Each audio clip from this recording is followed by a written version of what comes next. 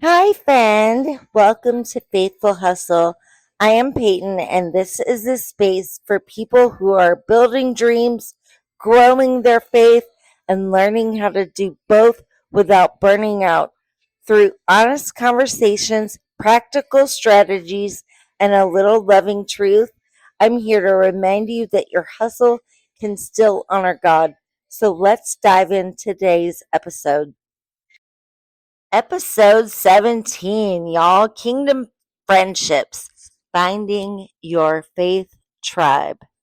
So, I read this quote and I loved it. It said, "If your circle doesn't pray for you, it is not your circle, it's your cage." Whew, that hit me so hard, I had to share it with y'all. So, if your circle doesn't pray for you, it is not your circle, it's your cage. Friendship is ministry. God uses people to sharpen us or shape us. I think it's even wild how God puts us in positions so that when people that weren't godly people, like I wasn't a godly person at first, and I bartended in a strip club, so I can assure you a lot of those strippers weren't godly people at that time as well.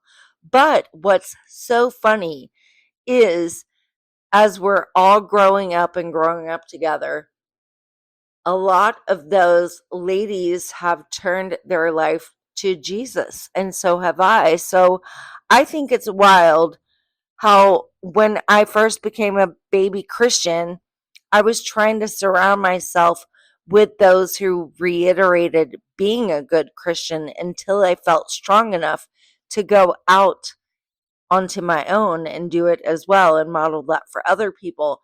And after I felt the strength and confidence, I was able to rekindle I saw like-minded light in others that I'm friends with. So we are able to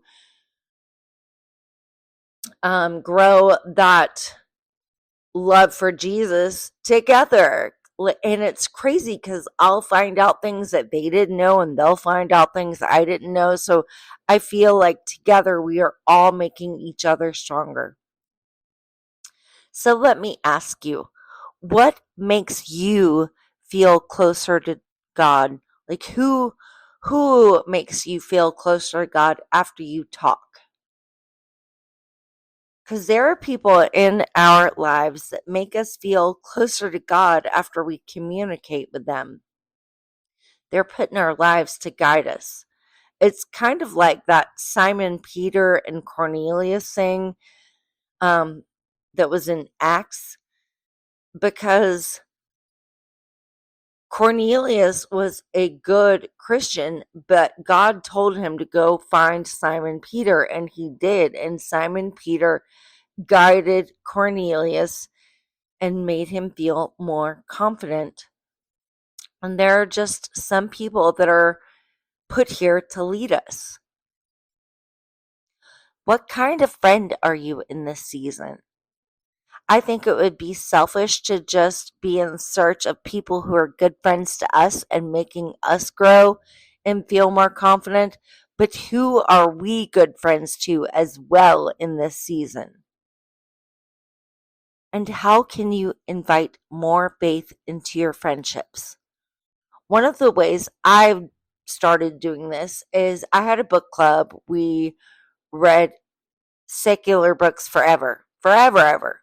And I have started inviting more faith into my friendships by doing biblical book clubs and encouraging the girls who are in those book clubs in the past to migrate over to the biblical book club with me.